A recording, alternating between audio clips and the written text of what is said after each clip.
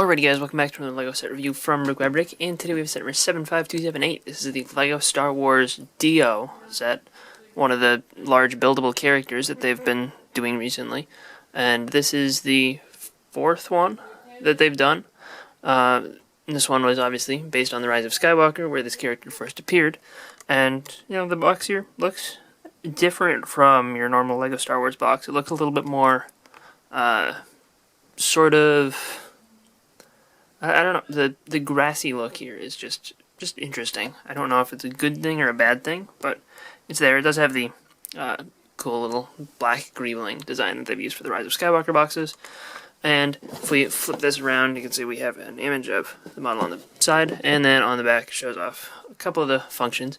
And it does show you that it's about 10.5 inches tall, when fully built up. There's a single instruction manual included, and the interesting thing about this one is that it's like exactly the same length as the box, and mine was in the box this way, so it's kind of a little bit folded up weirdly. That's why it's a little bit curved the way it currently is. It's not a perfect bound one, which is interesting. I've noticed they've been doing the perfect binding on a lot more sets as of late, especially the larger ones, but this one it is not, so just a small interesting thing to note. And inside they do have some ads for the other Rise of Skywalker stuff, and for the Skywalker Saga game, which is coming out in October at this point, I think, unless that's changed. But yeah, it's just an instruction booklet, just a little bit different than usual. Like all the other UCS sort of style buildable characters that's like this, we do get a little plaque here, and the plaque is, you know, angled on these click hinges, which, you know, it's just the way that they've all been, you know, just angled backwards. You can make it straight if maybe that takes up too much space for you, but you know, the angled look is pretty good. The sticker here, you know, is fine. You got the blue model of the actual set here on the side, which is kind of a cool look. They do get some information likely wrong, including the height here, which is supposedly 0.3 meters, even though, as far as I can tell, and maybe the reference on the internet is wrong, but according to the Star Wars Visual Dictionary, which, yeah, I have not read myself, so I guess I can't vouch for this, but the internet says that it is 0.46 meters and not 0.3 meters, so, you know, take it or leave it. It's a minor inaccuracy, but, you know, if you don't look too close, this looks pretty good. Though that's far from the first time plaques in LEGO Star Wars sets have been wrong, so, you know, I guess it's still a bad thing, but it's not as unexpected as you'd expect, I guess. The Dio figure here is the same that's appeared in all the other sets that he's appeared in, so, you know, I think this is tied for the cheapest way to get him, so I guess if we don't have him, this was a pretty decent way, and this is actually the first way that I've gotten him, so it's cool, and, you know, it's overall a pretty good-looking figure, though I do wish that the angle of the head had, you know, been raked forward a little bit more, so he's kind of looking down. Just, I don't know, the straight horizontal design is just not my favorite, but, you know, it's not terrible, and, you know, I don't hate it. From a straight front-on view, he does look a little bit weird, though, and that's sort of why I wish that they'd angle it forward a little bit, so you could kind of get the eyes there. But he does have a stud on the back, so, you know, you could attach something to him. I don't know what that would be useful for, but, you know, a couple just possibilities, and he is just attached to the ground via a single anti-stud. So here we have the full model, and as I said earlier, it is about 10.5 inches tall, give or take.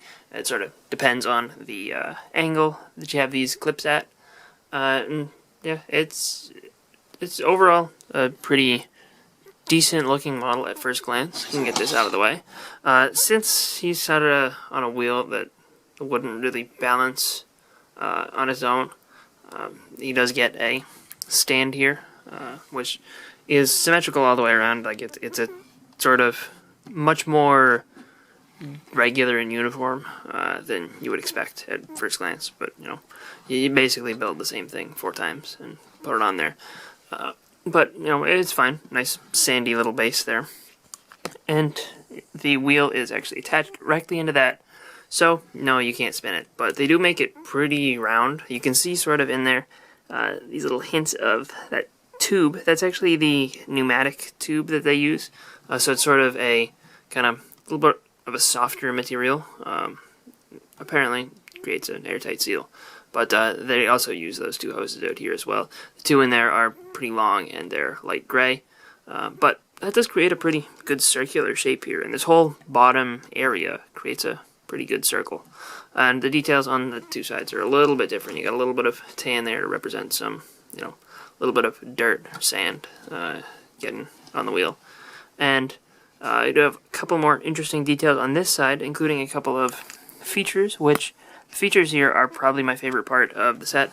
This down here, if you spin this, it will move the angle up and down, kind of make them look up, and this one here will turn them side to side. So you can kind of sort of bring the droid to life a little bit, which I think is really cool.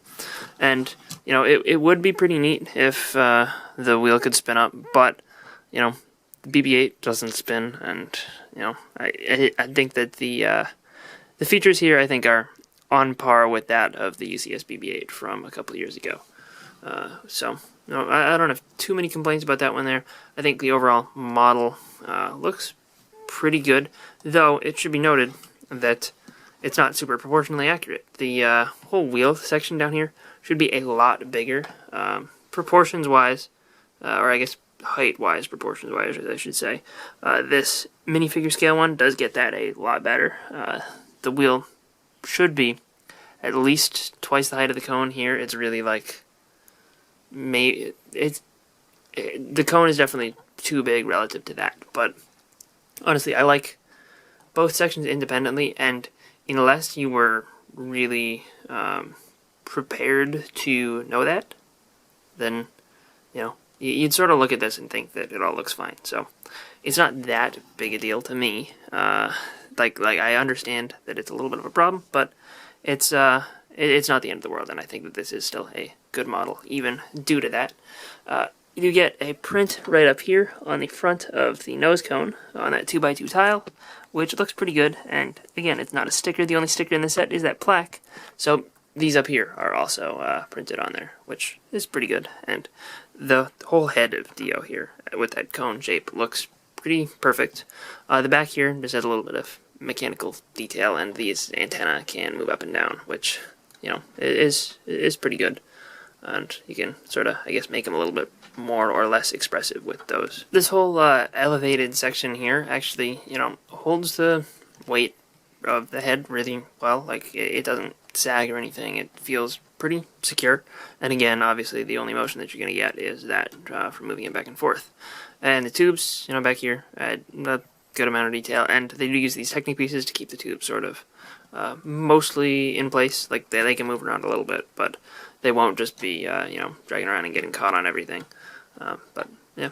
And the whole head is attached to this section here just via one Technic rod. So the whole head is a little bit, flexible. Like, it'll bend around since it's just attached with one Technic beam.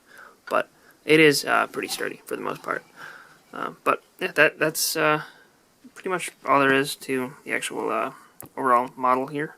It's a pretty respectable thing, I think. It's not perfect, and there are some other minor issues with the way that it scales to the other buildable figures, but I think I'm gonna do a whole video dedicated to that. So if you guys would like to see that, you can subscribe, and it'll come out pretty soonish. But I figured I could. I was thinking about just bringing them all in here and showing you the scale there to make that point, but then I realized that I kind of have a good amount that I want to say about that, so I figured I'll push it off and do it another time. Yay, procrastination. So that's all that we've got for the review for today. I do think that this is a pretty good looking thing, and if you're a fan of the character, I think you will like this. $70 is a little bit steep, especially when you compare it to the Porg and the parts count there, but they are about the same size of model, so it's not that ridiculous. I think like 60 would have been a fair price for this. Even maybe like 55, but $70. It's usually get discounted by 20% to $56 at some point during their life. It hasn't happened for Dio yet. I did get this one on eBay for $48 though, so it is possible if you're lucky. But I think that this will end up selling for 56 at least at some point during its lifetime, and at that price I would recommend it. You know, I definitely understand if you're a little bit put off by the price, but you know, this was a set that I really wanted to get, so I probably would have spent the $70 anyway. Would I have regretted it? Maybe I would have felt like it was a little too much, but you know, it's definitely a pretty respectable model on display, and you know, it does look cool, even if it is a little bit out of proportion. So, hope you guys enjoyed this review. If you did, let me know in the comment section down below, and I'll see you guys all next time. Bye, everyone.